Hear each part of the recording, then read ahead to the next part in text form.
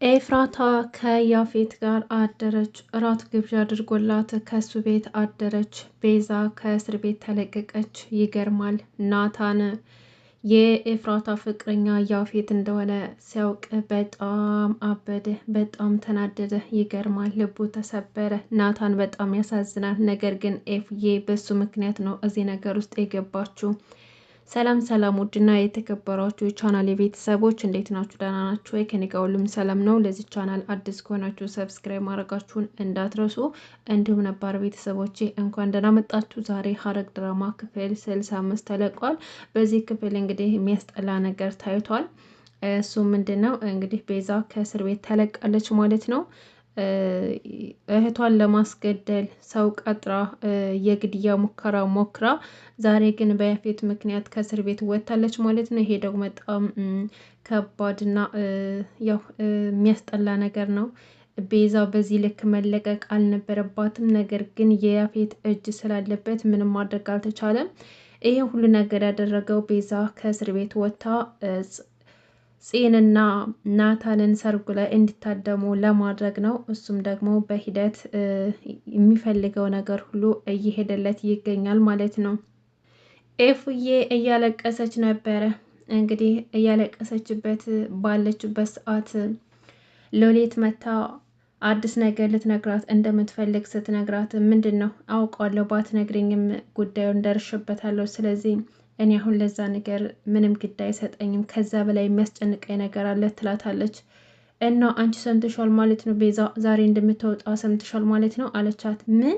ቤዛ ዛሬ ነው እንደምትወጣው? እንዴት በዚህ ፍጥነት ሊሆን ይችላል? እንዴት በዚህ ፍጥነት ልትወጣ ቻለች? እያለ ብጠይቃትም መልሱን እንደማታውቀውና ነገር ግን ዛሬ እንደምትወጣ ነግራት ነበረ። ከዛም በኋላ እንግዲህ ኤፉዬ እየሆነ ያለው ነገር በጣም ግራ ጋብቷታል ማለት ነው። ኤፉ እንግዲህ ለናታን እሱን እንደማታፈቅረውና ሌላ ሰው እንደምታፈቅር ነግራው ነበር ከዚህ ክፍል። ዛሬ ደግሞ ማን ነው የምታፈቅሪው ሰው? እኔን ያስረሳሽ ሰው ማን ነው? የእኔ ጨረቃ ንገሪኝ፣ እኔን ጠልተሽ እሱን ልታፈቅሪው የቻልሽው ሰው ማን ነው ብሎ በጥያቄ ያፋጥጣት ነበር ባለፈው። ዛሬ እንግዲህ ነግረዋለች። እንግዲህ ያፌትን እንደምታፈቅረውና ይሄ ደግሞ ፈልጋ ያደረገችው ነገር ሳይሆን ፍቅር ምርጫ እንዳልሆነና ያፌትን እንዳፈቀረችው ነገረችው ማለት ነው። ናታን ግን በጣም ተናዶ ከተቀመጠበት ተነስቶ ያለበት ሁሉ ነበር የጠፋው። ምክንያቱም በምንም ተአምር ያፌት ይሆናል ብሎ አልገመተም ነበር። ነገር ግን እሷ እሱን ለማዳን ብላ በገባችው ለያፌት በገባችው ቃል መሰረት አሁንም ደግሞ ናታን እንዲጠላት እያደረገች ትገኛለች። ምክንያቱም ይህን ነገር በፍጹም አይምሮ ሊቀበል እንደማይችል ታውቃለች። መቼም ምንም ቢፈጠር ኤፉዬ ያፌትን እንደማታፈቅረው ያውቃል። ነገር ግን እሷ ይህን ሁሉ ነገር ያደረገችው ናታን እንዳይጎዳና ከያፌት ሩቅ እንዲሆን፣ ምክንያቱም ያፌት በያዘበት የወንጀል ቪዲዮ ምክንያት ናታን እንዲጎዳባት ስላልፈለገችና እሱን እያዳነች ፍቅሯን እያዳነች ነው ለዚህ ሁሉ መስዋዕት እየከፈለች አለችው። ናታን ግን ችግሩ ስላልገባው እንዴት ይህን ሰይጣን ታፈቅሪያለሽ? እውነት አንቺ የኔ ጨረቃ ነሽ? ይሄን እኮ አእምሮ ሊቀበለው አይችልም። ምን ማለት ነው? ምን እያደረግሽ ነው? እንዴት እሱን አፈቀርሽ? እያለ ሲጠይቃት ነው ወይስ ደግሞ ከኔ ጋር ጥላቻ አለብሽ? እሱ እኮ ወንጀለኛና የኔ ጣላት እኮ ነው። እንዴት እንደስ ታድርጊያለሽ? እያለ ሲጠይቃትም ኤፉዬም ደግሞ ፍቅር በምርጫ እንደማይሆንና እንደ አጋጣሚ ከሱ ፍቅር እንደያዛትና ያፌትም ደግሞ እንደ ድሮ እንዳልሆነና አሁን ላይ እንደተቀየረና ጥሩ ሰው እንደሆነ ማንንም ሰው በድሮ ማንነቱ መለካት የለብንም ብላ ነገረችው። ይህን ሲሰማ ግን ማመን አቅቶት ነበረ ናታን እና አንቺን ካስደሰተሽ ይሁን ብሎ ትቷት ወጣ፣ ተናዶ ማለት ነው። ይህን ያየችው ጽ በጣም ትገረማለች እና ኤፍራታ ትናደድባታለች ማለት ነው። ገነትም ስታየው ግራ ተጋብታ ነበረ። በመካከላቸው እየተፈጠረ ያለውን ነገር ገነት አታውቅምና ነገሩን ማወቅ ትፈልጋለች። ነገር ግን ማንም ሰው ሊነግራት የቻለ ሰው አልነበረም። እንዳልኳቸው እንግዲህ ሎሌት ኤፉዬ ልታናግራት ገብታ እያናገረቻት ባለ ሰዓት ስልክ ይደወልባታል። ከዛም በኋላ ስልኩን ካነሳችው በኋላ ያፌት እንዴት ነሽ የኔ ንግስት? በጣም እኮ ነው ናፈቅሽኝ፣ አልናፈቅሽም ወይ እያለ ሲያናግራት ነበረ። ከዛም በኋላ ምን ፈልገህ ነው የደወልከው ስትለው ዛሬ እራት ከኔ ጋር እንድታሳልፊና ከኔ ጋር እንድትበይ ይፈልጋለሁ። ስለዚህ መጥቼ ወስድሻለሁ፣ ተዘጋጅ፣ አብረት እራት እንበላለን ብሎ ይነግራታል ማለት ነው። ከዛም በኋላ ይህን ስትሰማ ኤፉዬ በጣም ተናዳም እያለቀሰች ነበር። ምክንያቱም እየሆነ ያለው ነገር ለሷ ጥሩ አይደለም። ናታንም ስለምታፈቅረው እንግዲህ ለሱ ብላ መስዋዕት ብከፍልም ነገር ግን እየሆነ ያለው ነገር በጣም ያሳዝናል፣ ልብ ይሰብራል። በዚህ ልክ ናታንና ኤፍዬ መሰቃየት አልነበረባቸውም። ነገር ግን በያፌት ምክንያት እንግዲህ መከራቸውን እያዩ ይገኛሉ ማለት ነው። እንግዲህ በተባለው መሰረት ቤዛ ከእስር ቤት ተፈታ ትመጣለች። ሉሊት ዳታ መጣታለች ማለት ነው። ቤዛም ደግሞ ጠቋቁራ ተቦሳቅላ ፊቷ ሁላ ጥቁርቁር ብሎ ነበር የመጣችውና እቤት ስገባ ገነት ስታያት በጣም ደነገጠች። እንዴ አንቺ ደግሞ መቼ ተለቀሽ ነው የመጣሽው? እንዴት በዚህ ፍጥነት ትለቀቂያለሽ? እያለችም ጠየቀቻት። ቤዛም ደግሞ ናፍቀሽ ነበር አደለ ገኒ? መጣሁ። እንዴት ነሽ? ደህና ነሽ? በጣም ነው አደለ ናፈቅሽኝ እያለች ስትላት፣ ሉሊትም አዎ በጣም ነው ናፈቀችሽ፣ ብታይ እኮ ተኝታ ራሱ ቤዛ ቤዛ እያለች ስትቃዥ ነበር እያለች እሳቱን ትለኩሳለች ማለት ነው። ከዛም በኋላ ገነትም ሉሊትን ትቆጣታለች። ገነት እንግዲህ ስለ ሉሊት ሚስጥር ስለያዘችባት ትፈራታለች። ምክንያቱም የቤዛን እናትን የገደለቻት ሉሊት መሆኗን ገነት ስለምታውቅ በዛ ነገር ስለምታስፈራራት ገነትን በጣም ነው የምትፈራት። የሆነ ነገር መናገር እንኳ ብትፈልግ ደፍራ ለማናገር ትፈራለች። ምክንያቱም መረጃ ስለያዘችባት ማለት ነው። ጽዮን ቤዛን ስታያት በጣም ደስ ብሏት በመምጣቷ ደስ ብሎኛል ብላ ሮጣ አቀፈቻት። ነገር ግን እያመነቻት አልነበረም። ከኋላ ሁና ሉሊት እቀፊያት ብላ ምልክት ሰጠቻት። ከዛም በኋላ አቀፈቻት እና ቆይ እቤቷ ማለቴ ክፍሏ ሄዳ ቤዚ ክፍልሽ ናፈቀሽ አይደለ ስትላት ነበር። ቤዛም ደግሞ ክፍሏ ስለናፈቃት ልብሷን ሁላ ሳጥኗ ውስጥ ገብታ ስታሸት ነበረ። ክፍልሽ ናፈቀሽ ወይ ስትላት አዎ በጣም ነው ናፈቀኝ፣ ነገር ግን አንቺ እንዴት በዚህ ልክ በድጋሚ ልትቀርብኝና ልትወጂኝ ቻልሽ ብላ ጠየቀቻት። ጺም ደግሞ ነገሮቹ ስለገቡኝ ነው፣ ሳይገባኝ ጠልቼሽ ነበረ። አሁን ግን እኛ ገንዘባችን ተወርሶ እናንተ ቤት ጥገኛ ሆነን እንደተጠጋን ገባኝ። በዛ ምክንያት ኤፍራታን በጣም ነው የጠላኋት። በእሷ ምክንያት ይሄ ነገር ሁሉ ስለተፈጠረ በፊት የነበረ ግምት ለእሷ የተሳሳተ ነበር። ላንቺም ደግሞ ሳላውቅሽ ጠልቼሽ ነበረ። ይሄውን እውነቱ ትላታለች።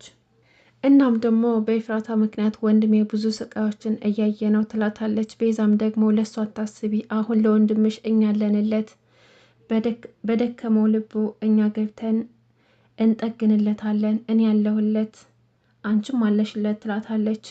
ሉሊት እንግዲህ ጽን ጠርጥራታለች። ቆይች ልጅ የሆነ ጊዜ እኮ ማስታወስ ጀምራ ነበር፣ አሁን እንዴት ነው ሁሉን ነገር ትታ ከኛ ጋር ወዳጅ ልትሆን የቻለችው? ነው ወይስ ደግሞ ጓደኛ መስላ የምናወራውን እየቀዳችን ይሆን እንዴ አለች። እውነት ለመናገር የጽ እንደዚህ መሆንን ያልገባኝም። የእውነት አውቀ ያስመሰለች መረጃ ለመውሰድ ነው ወይስ ደግሞ እንደምናየው ኤፍራታን ጠልታት ነው? እንግዲህ ኤፉዬ ያፌት እራት ግብዣ ስላደረገላት አማራጭ ስለሌላት ከያፌት ቤት ትሄዳለች።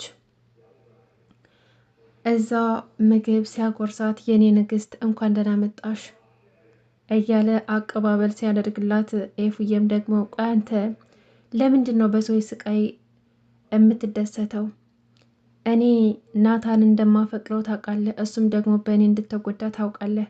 እኔ እናንተ ብንጋባ እና ሚስት ብሆን እምወድህ ይመስልሃል እንዴ? እምወድህና ሚስት መሆን ነው እንደሚመስልህ አለችው።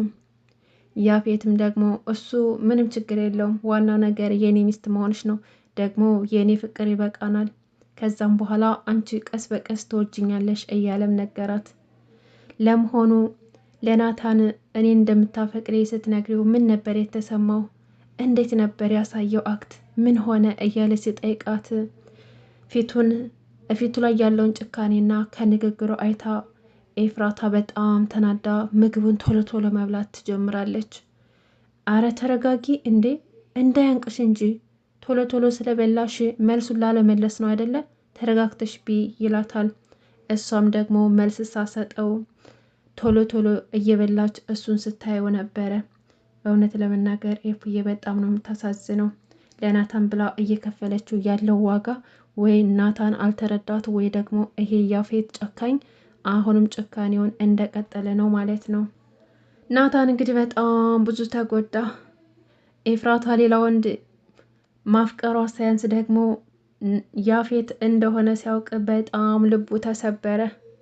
ቆይችማ አላውቃትም፣ ኤፍራታን እኔ አላውቃትም፣ ጨረቃዬን አላውቃትም፣ እማውቃት መስሎ ነበር፣ ነገር ግን አላውቃትም፣ እንዴት እንደዚህ አረገች፣ እንዴት በአንድ ጊዜ እንደዚህ አይነት ሰው ሆነች እያለም መልስ የሌለው ጥያቄ ሲጠይቅ ነበረ። ሄዶ ለቢንያም የተፈጠረውን ነገር ሁሉ ነገረው።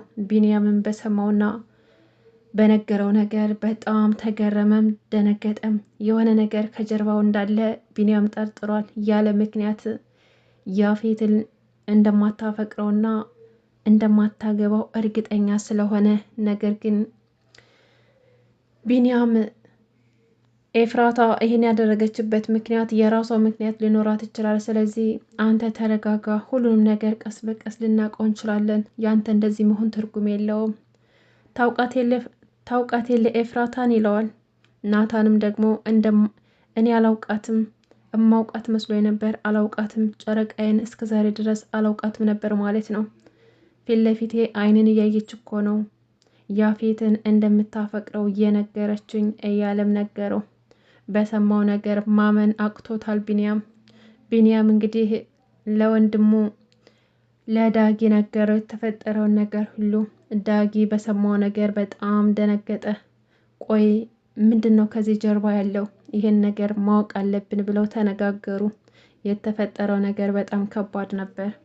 ቤት ውስጥ ደግሞ እንግዲህ ቤዛ ስለመጣች እራት ግብዣ ተደርጎ እየበሉ ነበረ። ገነትም ደግሞ የኤፍራታ መጥፋት አሳስቧት ኤፍራታ የት ሄዳ ነው እያለች ብትጠይቃቸውም እነሱም ደግሞ አናቅም ይሏታል። ናታንም ብትጠይቀው እሷ እኮ ሕፃን ልጅ አይደለችም የት ትሄዳለች ብለሽ ነው አንቺ አትጨናነቂ ይላታል። ቤዛንም ስትጠይቃት እሷም ደግሞ እንደማታውቅ ነገረቻት። ቆይ አንቺ እኔ ላይ ከምትጮሂ እንደዛ የምትሳሽላት ልጅ እስካሁን ድረስ እንዳልገባች አታውቂም? እሷ ላይ እኮ ነው መጮህ ያለብሽ ስትላት ከዚህ ነገር ጀርባው የአንቺ እጅ አለበት አይደለም? ከዚህም በፊት ልታስገድያት ሞክረሽ ነበር። አሁንም እኮ ምናልባት ያለችበትን ልታውቂ ትችያለሽ ስትላት አይ እኔ ከዚህ በኋላ ምንም ነገር አላደርግም፣ አሁን በራሷ ጊዜ ውልቅ ብላ ትሄድልኛለች፣ ስለዚህ እሷ ላይ ምንም ነገር አላደርግም ትላለች። ሎሊት ደግሞ ይህን ነገር ስትሰማ ነበረ። ገነትም ደግሞ ኤፉዬ እቤት ውስጥ ባለመኖሯ በጣም አስባለች። ልጄ አንድ ነገር ትሆንና እመኑኝ እናንተን መርዝ አብልቼ ነው ምገላችሁ አለቻቸውና ትታቸው ሄደች። ሎሊትም ቤዛን ጠየቀቻት። ቆይ ቤዛ ስለ ኤፍራታና ስለ ናታን አንቺ የምታውቂው እኛ የማናውቀው ነገር አለ አይደለ ብላ ጠየቀቻት። አይ እኔ ምንም ነገር አላውቅም፣ ነገር ግን ለናታን እኔ ያለሁለት አሁን በአስፈላጊው ሰዓት ነው እኔ የመጣሁት ትላታለች። ከዛም በኋላ ምግባቸውን መብላት ይቀጥላሉ። ኤፉዬ እንግዲህ ያፌት ጋር ሁና ብቻዋን ተቀምጣለች። እባክህን አሁን ቤተሰቦች ይጨናነቃሉ፣ ወደ ቤት መሄድ ይኖርብኛል ብትለውም እሱ ግን ወደ ቤት መሄድ እንደሌለባትና እሱ ጋር ማደር እንዳለባት ይነግራታል። በዛን አጋጣሚ ነበረ ናታን ለኤፍራታ ስልክ ይደውላል። ከዛም በኋላ ያፌት አነሳው።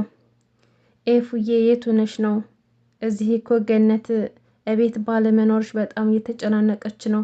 ስለዚህ እሷ ከምትጨናነቅ ብዬ እኮ ሰላም መሆንሽን ላረጋግጥ ነው የደወልኩት ሲል ያፌት ስለሆነ ስልኩን ያነሳው አታስብ፣ አሁን በአስተማማኝ እጅ ናት ያለችው፣ ከአሁን በኋላ ኃላፊነቱን ለእኔ ተው፣ ለእሷ አትጨነቅ ይለዋል።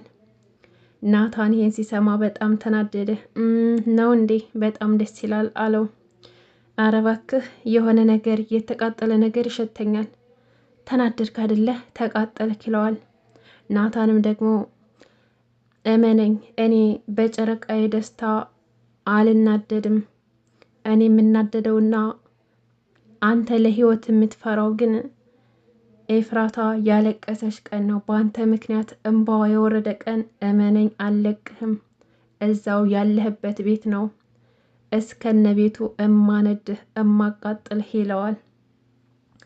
ናታን ግን አይኑ ደም መስሎት ነበረ። በጣም ነበር እያለቀሰ አይኑ የቀላው። በጣም ያሳዝናል። ያፌት ደግሞ በናታን መናደድ ፈታ እያለ ነበር። በጣም ይገርማል። ይሄ ሁሉ ጭካኔ ምንድን ነው? ቆይ ሰው በወንድሙ ላይ ይሄ ሁሉ አረመኔነት፣ የእሱ የሆነን ነገር ካልወሰድኩ ብሎ ድርቅ ማለት ያፌት በጣም አበዛው። ለናታንና ኤፍራታ ይሄ ነገር አይገባቸውም። ግን ደግሞ ሁሉም ነገር ሰላም ይሆናል ወደፊት። ውድና የተከበራችሁ የቻናል ቤተሰቦች ሐረግ ድራማ ክፍል 65 ይህን ይመስል ነበር። በቀጣይ ቪዲዮ እስከምንገናኝ ድረስ በያላችሁበት ሰላማችሁ ብዝት ይበልኝ። ሀሳብ አስተያየታችሁን ኮሜንት መስጫው ላይ አስቀምጡልኝ። እንዲሁም ለቤት አዲስ ከሆናችሁ ሰብስክራይብ ማድረጋችሁን እንዳትረሱ። መልካም ጊዜ ተመኘውላችሁ።